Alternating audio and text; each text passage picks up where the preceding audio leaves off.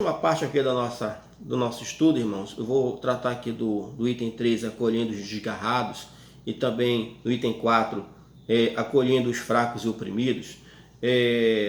Aqui em Salmo 23, logo aqui no início do item 3, trata do Salmo 23. Né? Esse é um salmo muito conhecido por todos nós. O Senhor meu pastor, nada me faltará. E fala de uma ovelha que é bem cuidada pelo seu pastor, uma ovelha que é protegida, que ela, diante das dificuldades, diante da ameaça, inclusive de morte, ela é guardada pelo Senhor. E por fim, ela repousa, como diz aqui, repousa vitoriosa no aprisco do Senhor. A ovelha do Senhor, o servo do Senhor, aquele que coloca como a ovelha as suas necessidades nas mãos do seu pastor, seu maior pastor, o Senhor Jesus, o nosso grande pastor.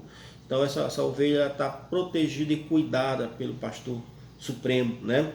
E aqui a gente vê que Jesus pensava, o que Jesus pensava nesse texto, né? Primeiro, compaixão para aquele grande número de seres humanos e perceber que eles não tinham nada disso. As pessoas não tinham seu pastor. As pessoas não colocavam as suas vidas diante do Senhor. Não colocavam a sua vida como dependente do Senhor.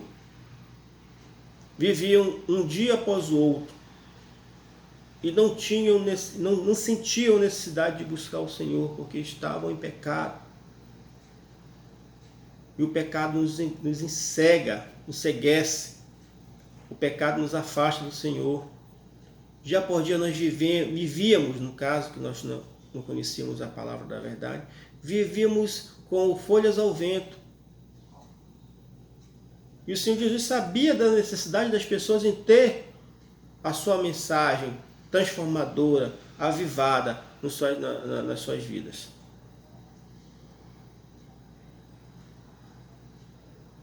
Por que ele fez isso? Certamente não foi porque lhes faltasse religião. Na estrutura religiosa judaica havia escribas, fariseus, sacerdotes, saduceus, cultos, sacrifícios, muitas regras. Presta atenção. Muitas regras e regulamentos, mas nenhum destes podia dar orientação segura. Meus irmãos, a lei foi dada por Moisés. E durante séculos essa lei foi seguida. Mas durante séculos essa lei foi engessada pelos religiosos. Os irmãos podem perceber em todos os evangelhos que o grande conflito do Senhor Jesus eram com os religiosos da sua época. Escribas, fariseus, saduceus, sacerdotes, pessoas que engessaram a lei, pessoas que não encontravam misericórdia na lei, pessoas que não iam para o céu e também impediam que outros fossem para o céu. Era essa a realidade que Jesus encontrou quando esteve entre nós. A religião era mais um empecilho para que as pessoas chegassem a Deus.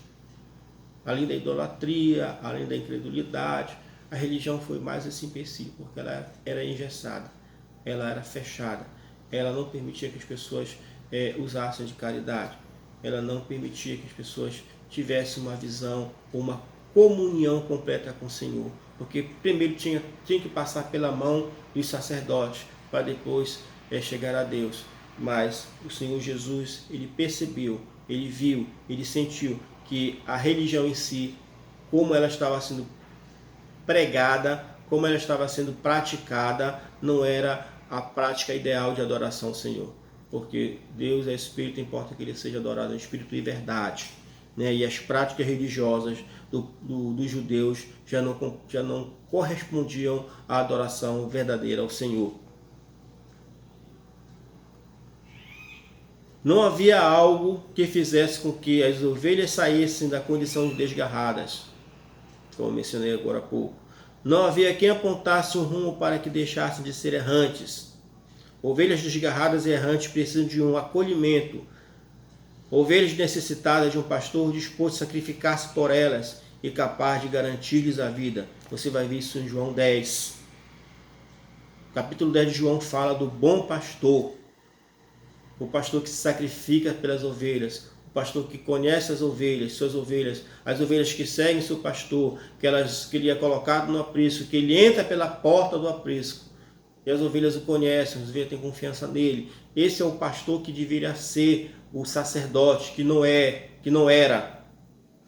Ele veio para resgatar esse sacerdócio real.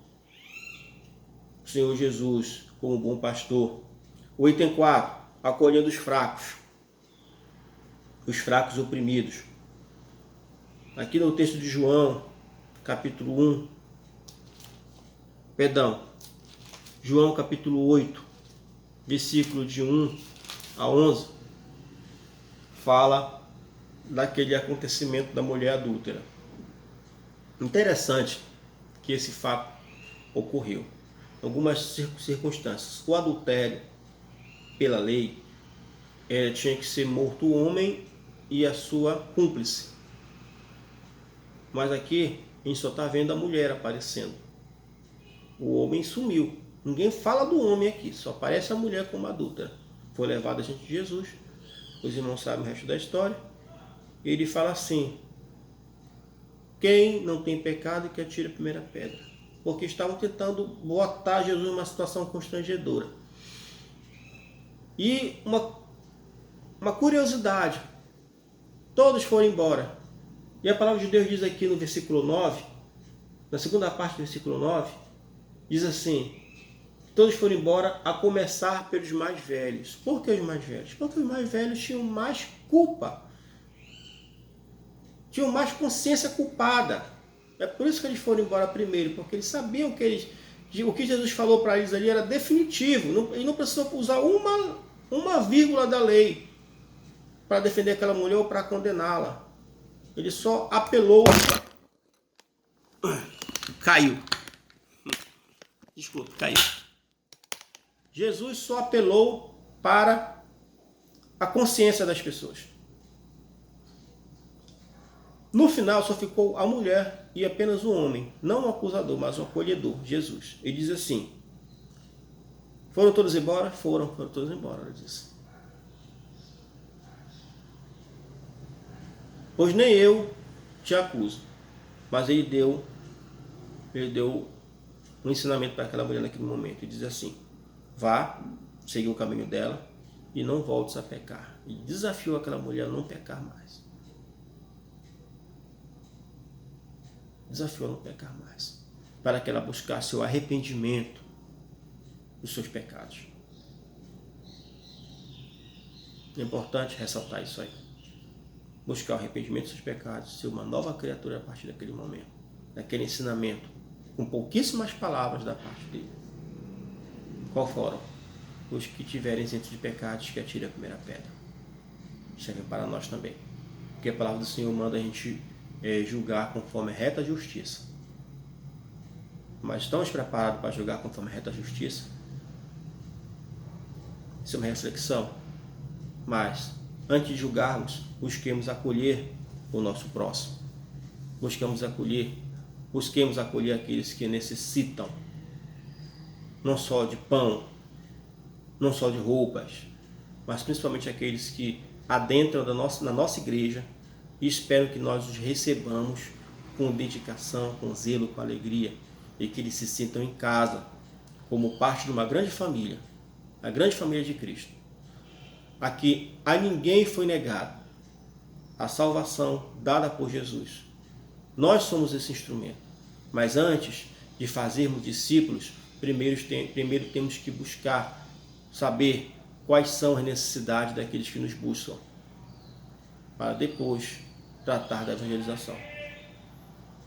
Uma coisa é evangelizar pessoas com a barriga cheia, com a mente tranquila.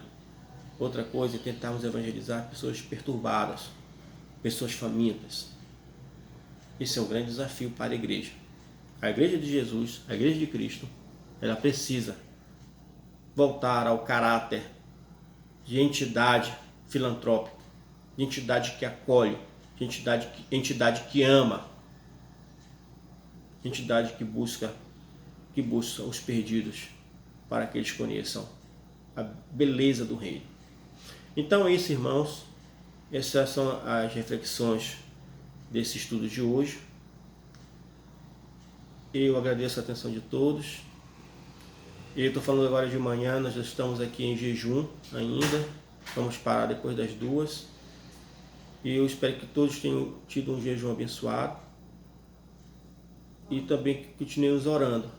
Peço que ao final desse vídeo os irmãos orem em favor das suas vidas, que o Senhor perdoe os seus pecados, que Ele crie em nós um coração ajudador e que também nos prepare para o culto de logo mais à noite.